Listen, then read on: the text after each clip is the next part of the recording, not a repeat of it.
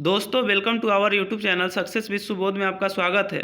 तो दोस्तों मैंने आज second year ITI NIMI question paper का पार्ट 4 लेके आया हूं। दोस्तों सेकेंड ईयर का है जो अभी एग्ज़ाम होने वाला है 22 तारीख से, उसका फुल मैं वीडियो लेके आया हूं।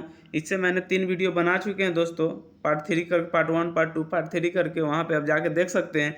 दोस्तों मैं ये सेशन डेली प्रैक्टिस के लिए लेके आता हूं क्योंकि इससे बाहर एक भी क्वेश्चन नहीं है, निमी से बाहर एक भी क्वेश्चन नहीं आएगा। इसमें हम फुल डिटेल्स में एक एक क्वेश्चन समझाएंगे, आपको बताते समय ही आपको याद हो जाएगा। तो इस वीडियो में लास्ट तक बने रहिएगा और मेरे चैनल को सब्सक्राइब जरूर कीजिए। चलिए दोस्तों वीडियो में लास्ट तक बने रहिए, मैं डायरेक्ट क्वेश्चन पे आता हूँ।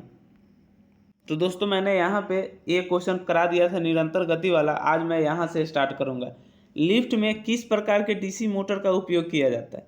दोस्तों लिफ्ट में किस प्रकार के डीसी मोटर का उपयोग किया जाता है? दोस्तों इसमें किया जाता है डीसी संचयी यौगिक मोटर का, डीसी संचयी यौगिक मोटर का उपयोग किया जाता है। फिर दोस्तों अगला क्वेश्चन है, गति नियंत्रण का कौन सा तरीका डीसी श्रेणी मोटर में रोटेटेड गति नीचे कर सकती है? कह रहा है कि गति नियंत्रण मतलब स्पीड कंट्रोल, किसी डीसी श्रेणी मोटर का स्पीड कंट्रोल किस नियम के थ्रू करेंगे कि रेटेड गति नीचे, मतलब जो उसका रेटेड गति है उससे वो नीचे आ जाए। तो वो है जो दोस्तों वो है armature diverter method, armature diverter विधि। क्या है? गति नियंत्रण का कौन सा तरीका डीसी श्रेणी मोटर में रेटेड गति के नीचे गति देता है? तो आर्मेचर डाइवर्टर हो जाएगा। फिर है दोस्तों अगला क्वेश्चन है, क्या प्रभाव है अगर चलने के दौरान 4 बिंदु स्टार्टर प्रतिरोध कटअप हो जाए? चलने के दौरान स्टार्टर जानते हैं कि शुरुआती करंट को लिमिट करता है, सीमित करता है। तो कह रहा है कि चलते समय, चलते के दौरान 4 बिंदु स्टार्टर प्रतिरोध कटअप हो जाए, कटअप हो जाएगा तो क्या होगा? तो धीमी गति से चलता है, कटअप हो जाएगा तो धीमी गति से चलेगा। क्यों? क्योंकि वहाँ पे करंट क्या हो जाएगा, हाई हो जाएगा, जिसके साथ स्पीड कम हो जाएगा, लॉसेज ज़्यादा हो जाएगा। फिर दोस्तों अगला क्वेश्चन है, फिर अगला क्वेश्चन क्या है दोस्तों है कि डीसी मोटर को संचालित करने के लिए आर्मेचर सर्किट में कार्बन कंपोजिशन ब्रश की आवश्यकता क्यों होती है? कह रहा है कि डीसी मोटर को संचालित करने के लिए आर्मेचर सर्किट में कार्बन कंपोजिशन ब्रश की आवश्यकता क्यों होती है? दोस्तों इसलिए होती है कि कम्यूटेटर खंड में स्पार्क कम कर देता है। देखिए कार्बन ब्रश हम इसलिए यूज करते हैं कि जो कार्बन ब्रश है ना, देखिए ब्रश का उपयोग तो बताए थे कि हमको सप्लाई लेना है, और सप्लाई अगर मोटर है तो सप्लाई देना है, अगर जनरेटर है तो सप्लाई लेना है। तो इसमें क्या होता है, कार्बन ब्रश इसलिए यूज करते हैं क्योंकि उसमें जो होता है ना, जब मान जहाँ से बिजली आएगा जाएगा तो वहाँ तो स्पार्क होगा, लेकिन जो ये कार्बन ब्रश है वो क्या करता है कि स्पार्क को कम करता है, बहुत हद तक न के बराबर स्पार्क होता है। तो क्या होता है, कम्यूटेटर खंड में स्पार्क कम कर देता है, कौन? Carbon brush. अगला क्वेश्चन है, तो क्वेश्चन ऑप्शन नंबर डी हो जाएगा। फिर सीरीज मोटर बिना भार के आरंभिक उच्च बल आघूर्णन और गति क्यों पैदा करती है? कह रहा है सीरीज मोटर बिना भार के आरंभिक उच्च गति बाल घूर्णन क्यों पैदा करती है? दोस्तों तो इसका हो जाता है बैक ईएमएफ की अनुपस्थिति। जैसे दोस्तों जब सीरीज मोटर, एक चीज़ और बता दें कि सीरीज मोटर बिना भार के हम लोग चला नहीं सकते हैं लोड, क्योंकि क्या होता है ना कि इसका स्पीड है ना बहुत ज़्यादा हो जाता है, इतना ज़्यादा हो जाता है ना कि दोस्तों सीरीज मोटर जो है बिना भार को चलाएंगे, अगर शुरुआती भार नहीं देंगे तो उसका गति इतना हो जाएगा कि वो क्या हो जाएगा, पूरा सिस्टम को हिला देगा, और जो इतना मैकेनिकल पार्ट है वो इंजर्ड होने के कारण। तो इसका ऑप्शन नंबर हो जाएगा ए, क्योंकि बैक ईएमएफ की अनुपस्थित, जैसे बैक ईएमएफ अनुपस्थित होगा वहाँ पे स्पीड ज़्यादा हो जाएगा। फिर दोस्तों अगला क्वेश्चन है, डिफरेंशियल कंपाउंड मोटर में शुरू करने समय श्रेणी क्षेत्र को लघु पथित क्यों किया जाता है? लघु पथित मतलब शॉर्ट सर्किट क्यों किया जाता है? दोस्तों कह रहा है कि डिफरेंशियल कंपाउंड मोटर में शुरू करने के समय श्रेणी क्षेत्र को, श्रेणी मतलब जो श्रेणी सीरीज फील्ड है उसको लघु पथित मतलब शॉर्ट सर्किट क्यों किया जाता है? तो दोस्तों रोटेशन की उच्च दिशा बनाए रखने के लिए, रोटेशन की उच्च दिशा बनाने के लिए, इसे ऑप्शन नंबर डी हो जाएगा। फिर अगला क्वेश्चन आते हैं दोस्तों, देखिए अगला क्वेश्चन में क्या है, आर्मेचर को संतुलित करने का सबसे प्रभावी तरीका कौन है। आर्मेचर को संतुलित मतलब बैलेंस करने, तो बैलेंस करने का क्या होता है, गतिशील संतुलन। मतलब आर्मेचर तभी संतुलन रहेगा जब जो गति है ना संतुलन रहेगा, समझे। फिर क्या है डीसी, इसलिए ऑप्शन नंबर इसका बी हो जाएगा। फिर क्या, डीसी स्टार्टर्स के प्रतिरोध को शुरू करने के लिए किस सामग्री का उपयोग किया जाता है। जैसे कि हम लोग यहाँ पे सीधा करने का मतलब कि जो स्टार्टर होता है वो शुरुआती करंट को लिमिट करता है, तो प्रतिरोध किस मटेरियल का बना होता है ये पूछ रहा है। तो जो प्रतिरोध बना होता है हाई रजिस्टिविटी का बना होता है, रेजिस्टेंस का बना होता है, तो ये क्या हो जाएगा, यूरेका, ऑप्शन नंबर ए। मतलब कोई पूछे कि स्टार्टर में, डीसी मोटर के स्टार्टर में जो हम लोग प्रतिरोध यूज करते हैं वो किस मटेरियल का बना होता है, तो यूरेका का। फिर कह रहा है किस डीसी कंपाउंड मोटर को अलग अलग लोड पर नियत गति से संचालित किया जाता है। अलग अलग लोड पर किस कंपाउंड मोटर को अलग अलग लोड पर नियत गति से, मतलब कि डिफरेंट लोड पर नियत गति, मतलब एक फिक्स गति से हम लोग किसको चला सकते हैं, तो संचयी लंबे शंट, मतलब क्या होता है, कम्युलेटिव लॉन्ग कंपाउंड मोटर के, समझे। ये संचयी लंबे शंट को हम लोग चला सकते हैं नियत गति से अलग अलग लोड पे। फिर दोस्तों अगला क्वेश्चन लेते हैं, डीसी शंट मोटर के साथ 3 पॉइंट स्टार्टर में 9 वोल्ट कॉइल कैसे जुड़ा होता है। 9 वोल्ट कॉइल कैसे जुड़ा होता है, तो दोस्तों 9 वोल्ट कॉइल होता है शंट फील्ड के साथ श्रेणी में जुड़ा होता है। शंट फील्ड के साथ श्रेणी में जुड़ा होता है। क्या होता है, डीसी शंट मोटर के साथ 3 पॉइंट स्टार्टर में 9 वोल्ट कॉइल है, वो डायरेक्ट बोलिएगा option number D shunt field के साथ श्रेणी में जुड़ा होता है। फिर आगे क्वेश्चन लेते हैं दोस्तों, इसमें फिगर होगा। देखिए दोस्तों ये फिगर है, क्वेश्चन पहले पढ़ लेते हैं हिंदी में। किस प्रकार की आर्मेचर वाइंडिंग का चित्रण है। ये जो है ना वो किस प्रकार के आर्मेचर वाइंडिंग का चित्रण है। फिगर देख लीजिए दोस्तों सही से, ये फिगर है, फिगर को देख लीजिए। उसके बाद फिर जब क्वेश्चन पढ़ते हैं हिंदी में, किस प्रकार के आर्मेचर वाइंडिंग का चित्रण किया गया है। जो चित्रण किया गया है किस प्रकार के आर्मेचर वाइंडिंग का है, तो यह है डुप्लेक्स लैप वाइंडिंग का है। किसका है, डुप्लेक्स लैप वाइंडिंग का चित्रण किया गया है। फिर अगला क्वेश्चन में अगला फिगर है दोस्तों, जो ये कह रहा है, क्वेश्चन पहले पढ़ लेते हैं।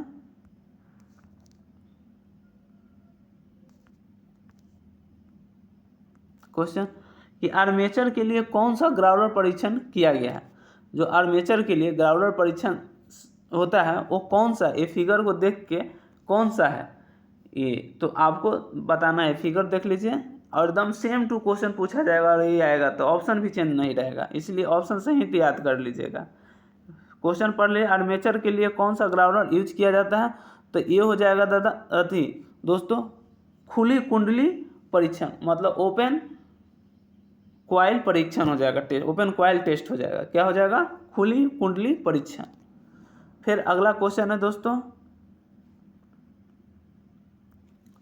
कि डीसी मोटर में सामान्य से ऊपर और नीचे दोनों गतियों प्राप्त करने के लिए किस गति नियंत्रण विधि को लागू हो। जो ऊपर नीचे करने का मतलब कि एक मोटर फिक्स, मतलब वो 1500 आरपीएम पे चलने वाला है, तो हम 1500 से ऊपर भी उसका स्पीड ले जाएंगे और उसका 1500 से नीचे भी ले जाएंगे। तो किस गति नियंत्रण विधि का प्रयोग करते हैं, तो हम लोग करते हैं वार्ड लियोनार्ड गति नियंत्रण। क्या करते हैं, वार्ड लियोनार्ड गति नियंत्रण से हम उसके रेटेड स्पीड से ऊपर भी ले जा सकते हैं और नीचे भी ले आ सकते हैं। फिर क्या है, कम्यूटेटर क्यों तेज चमक उत्पन्न करता है। जो कम्यूटेटर होता है मोटर में वो तेज चमक क्यों उत्पन्न करता है, तो दोस्तों ब्रश की गलन स्थिति में जब ब्रश कम्यूटेटर पे फिक्स होता है, उससे करंट को हम सप्लाई को लेते हैं देते हैं, जब ब्रश गलने लगता है किसी कारण से, तो वहाँ पे कम्यूटेटर में जो चमक है तेज चमक उत्पन्न होने लगता है। फिर कहता है चल रही डीसी मोटर में प्रेरित ईएमएफ की क्रिया क्या है। कह रहा है कि चल रही डीसी मोटर में प्रेरित ईएमएफ की क्रिया क्या है, तो प्रेरित ईएमएफ की क्रिया क्या होगा, तो इसका हो जाएगा लागू वोल्टेज का विरोध करता है। क्या करता है? लागू वोल्टेज का विरोध करता है। लागू वोल्टेज का विरोध करता है। फिर आगे क्वेश्चन में आ जाएंगे दोस्तों कह रहा है कि किस मोटर का यह विशेषता है, किस में फिगर दिया है दोस्तों, यहाँ पे देखिए, हाँ ये देख लीजिए फिगर, ये ग्राफ दिया है, कैरेक्टरिस्टिक कर्व ग्राफ है, और इससे पता करना है कि क्या है। देखिए टॉर्क और स्पीड में रिलेशन दिया है, तो पता करना है कि किसका कैरेक्टरिस्टिक ग्राफ है, किस मोटर की विशेषता है। तो दोस्तों ये हो जाएगा आपको संचयी मोटर, संचयी योगी कंपाउंड कम्युलेटिव मोटर का, इसका है संचयी यौगिक मोटर का। किस मोटर का विशेषता है? संचयी यौगिक मोटर का।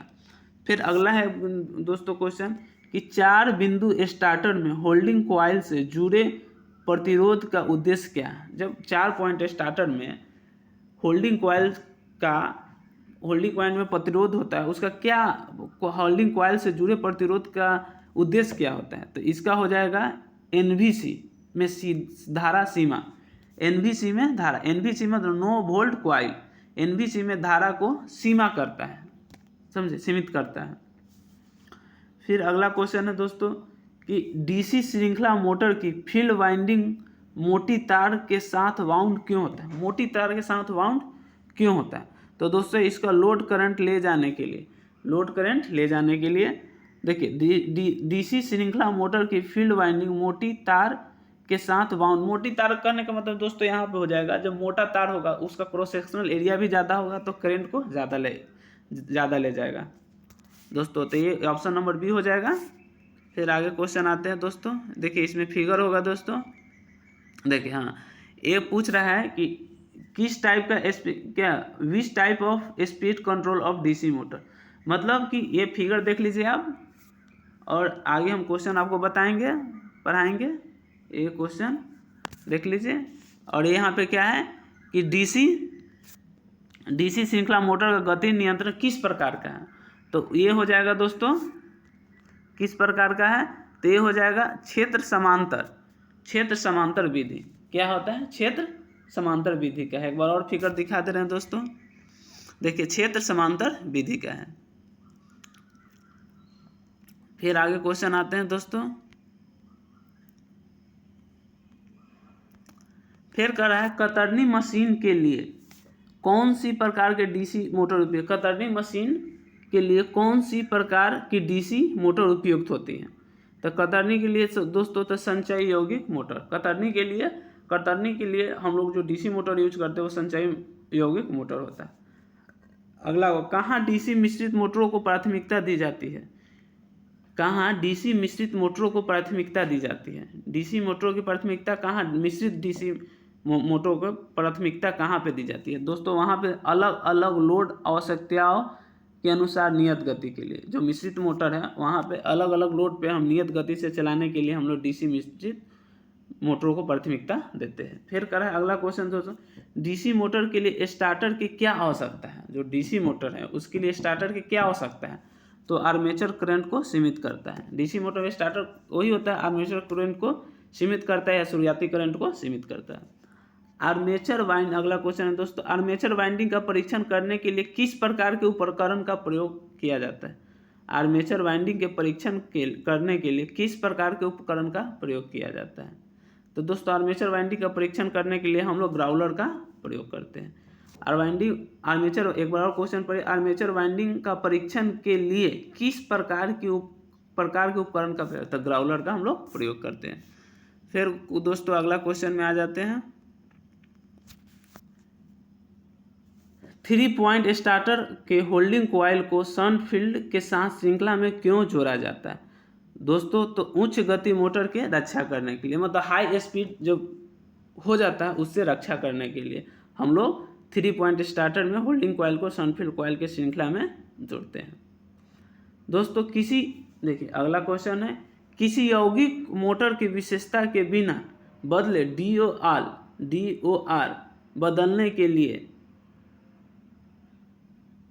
बदलने के लिए सबसे अच्छी विधि क्या है। तो इसका होता है आर्मेचर धारा का दिशा बदले।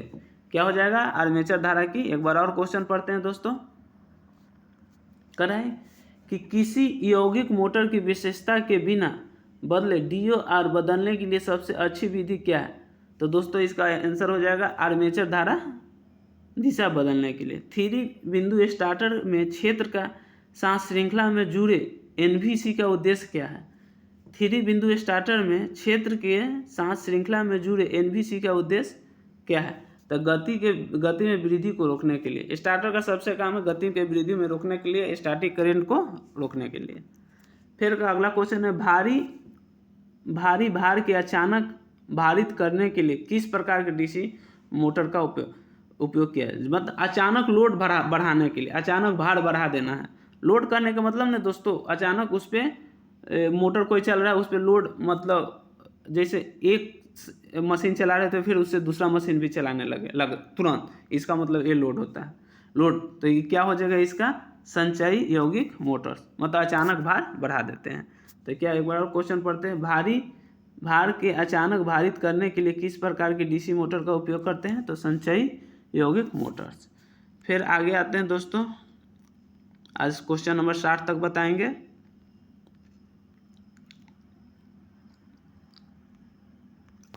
फिर कह है खाद्य मिश्रित मोटर्स में किस गति नियंत्रण विधि का उपयोग किया जाता है?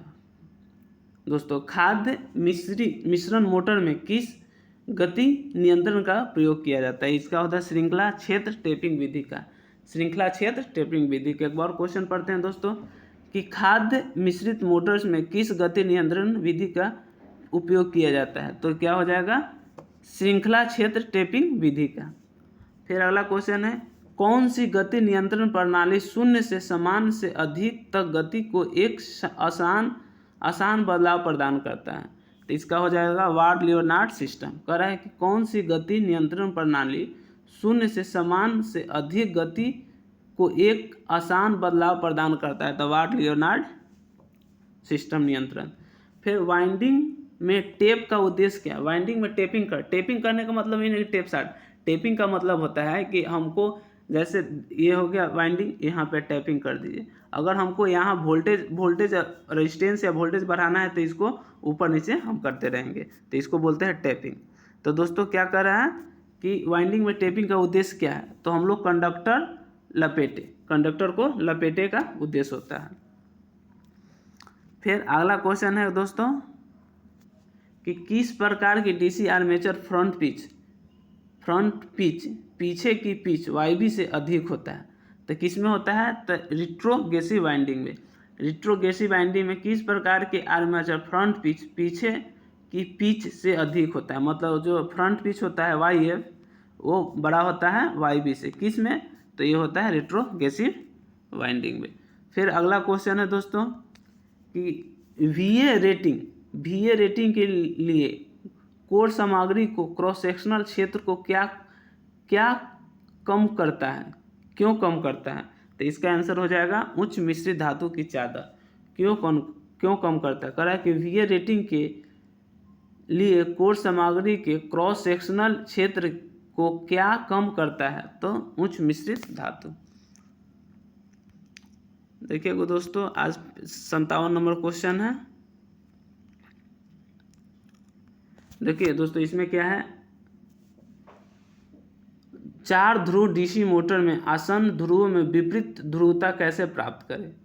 करें 4 ध्रुव DC मोटर, 4 ध्रुव मतलब 4 पोल DC मोटर में आसन्न ध्रुवों में विपरीत ध्रुवता कैसे प्राप्त करें? तो धारा प्रवाह को अलग दिशा बनाना। धारा प्रवाह जो धारा है बह रहा है जिस दिशा में, उसका दिशा को अगर पलट देते हैं तो 4 पोल DC में आसन्न ध्रुवों में विपरीत ध्रुवता प्राप्त हो जाता है। अगला क्वेश्चन फिगर वाला है दोस्तों। देखिए पहले क्वेश्चन पढ़ लेते हैं, उसके बाद फिगर की तरफ ले जाते हैं। रीवाइंडिंग प्रक्रिया में यह क्रिया क्या है? रीवाइंडिंग प्रक्रिया करते हैं उसमें जो एक फिगर में दिखाया गया वो क्रिया क्या है? देखिए दोस्तों ये क्रिया क्या है? तो हम लोग ये देखिए फिगर देख लीजिए, ये क्या कर रहा है रीवाइंडिंग प्रक्रिया में। अब उसी को हम लोग देखिए एक बार और क्वेश्चन पढ़ते हैं दोस्तों। रीवाइंडिंग प्रक्रिया में वो प्रक्रिया क्या है? तो ये क्या होता है, वेजेस को हटाना। वेजेस को, उसमें जो वेजेस कटा होता है ऐसे उसको हटा रहे हैं। फिर है दोस्तों अगला क्वेश्चन है कि वाइंडिंग में उपयोग की जाने वाली कौन सी कुचालक सामग्री एक अत्यधिक गैर हिग्रोस्कोपिक, नमी न सोखने वाली है और अच्छी विद्युत शक्ति रखती है? वो हो जाएगा आपको मिलीनेक्स पेपर। क्या, एक बार क्वेश्चन फिर से पढ़ते हैं। वाइंडिंग में उपयोग की जाने वाली कौन सी कुचालक सामग्री एक अत्यधिक गैर हिग्रोस्कोपिक नमी न सोखने वाले हैं और अच्छी विद्युत शक्ति रखती है? वो क्या है? मिलीनेक्स पेपर कहते हैं। दोस्तों एक और क्वेश्चन फिगर वाला है, उससे पहले क्वेश्चन पढ़ेंगे। किस प्रकार की आर्मेचर वाइंडिंग का चित्रण किया? मतलब जो आर्मेचर वाइंडिंग दिया गया वो किस प्रकार का है, किस प्रकार का आर्मेचर वाइंडिंग है? तो आइए दोस्तों देखिए, ये है, ये फिगर देख लीजिए, लिखा है इंग्लिश में, लिखा है which type of armature winding is illustrated. तो ये हो जाएगा आपको, फिर से क्वेश्चन पढ़िए यहाँ पे, किस प्रकार की आर्मेचर वाइंडिंग का चित्रण किया गया है? तो ये हो जाएगा दोस्तों प्रगतिशील लैप वाइंडिंग का। दोस्तों आज का लास्ट क्वेश्चन है 61 नंबर। दोस्तों ये था आज का लास्ट क्वेश्चन नंबर 60, और इसके बाद फिर जो भी क्वेश्चन होगा 30 या 40 क्वेश्चन का सेट फिर शाम को लेके आएंगे। दोस्तों जितना जल्दी ये पूरा सेशन को ख़त्म कर देना है, पूरा PDF को। दोस्तों ये वीडियो अगर कैसा लगा, अच्छा लगा तो चैनल को सब्सक्राइब ज़रूर कीजिएगा दोस्तों, क्योंकि मैं आपके लिए मेहनत कर रहे हैं तो मेरे लिए भी कुछ कीजिए, चैनल को सब्सक्राइब कीजिए दोस्तों, और अपने दोस्तों के पास शेयर कीजिए, ग्रुप में शेयर कीजिए। चलिए दोस्तों फिर अगला वीडियो में मिलते हैं, तब तक बाय दोस्तों।